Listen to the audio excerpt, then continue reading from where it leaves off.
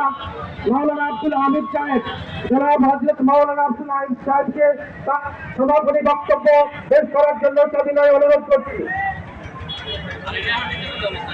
আসসালামু আলাইকুম ওয়া রাহমাতুল্লাহ। ওয়া আলাইকুম আসসালাম ওয়া রাহমাতুল্লাহ।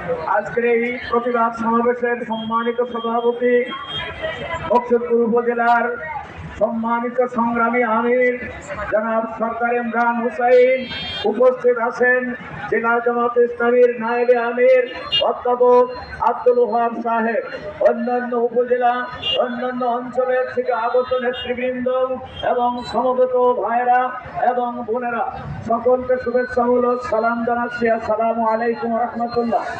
আমি আপনাদেরকে উদাত্ত কণ্ঠে আহ্বান করতে চাই, বাংলাদেশ এমন একটি পৈশাচিক, এমন একটি পাশবিক শক্তিতে পরিণত হয়েছিল বিগত 2006 সালে 28শে অক্টোবর এই দিনে লগি বৈঠার যে তাণ্ডব সারা দেশে চলেছিল, এটার চাইতে ঘৃণিত আর কোনো অবস্থা হতে পারে না।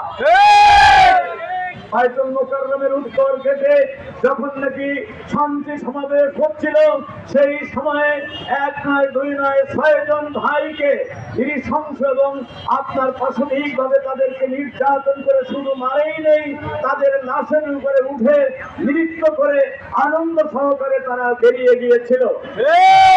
আজকে আর তাদের ফুটেজে দেখা যাচ্ছে কে আপনার লগি বৈঠে দিয়ে মেরেছিল, কে কে নৃত্য করেছিল, তাদের ছবি বা বাংলাদেশের সকলের কাছে সুপরিচিত। তাদেরকে সরকার পরবর্তীতে পুরস্কৃত করেছে, উচ্চাঙ্গের চাকরি দিয়েছে। এদের জন্য আমরা অত্যন্ত ঘৃণা এবং দুঃখ প্রকাশ করছি। সারা দেশে এমনকি আমার নিজের বাড়িতে পর্যন্ত আক্রমণ হয়েছে, বাড়িঘর ভেঙেছে, লুণ্ঠন করেছে, এক নয় দুই নয় 14 জন ভাইকে শহীদ করেছে এই দিনে, এবং হাজার হাজার মানুষকে পঙ্গু করেছে, পিটিয়ে আপনার জখম ক্ষতাক্ত করেছে। আমরা এমনি ধরনের বাংলাদেশ চাই, যে দেশে থাকবে না সন্ত্রাস, যে দেশে থাকবে না জাতি ধর্মের মধ্যে কোনো বিভেদ, যে দেশে থাকবে না নারীর কোনো নারী পুরুষের সংঘাত। এই দেশে ভালো মানুষের সমাজ গড়ার জন্য আগামী সংসদ নির্বাচনের মাধ্যমে বাংলাদেশ জামাত ইসলামী ক্ষমতায় গিয়ে এই অন্যায় বিচার চিরদিনের জন্য নিস্তব্ধ করবে, এদেশে মানুষের গণমানুষের মুখে হাসি ফুটাবে এবং হিন্দু মুসলমান নারী পুরুষ সুখ শান্তিতে বসবাস করার একটি পরিবেশের মাধ্যমে এই অন্যায়ের প্রতিবাদ এবং বিচার হবে সেদিনকে।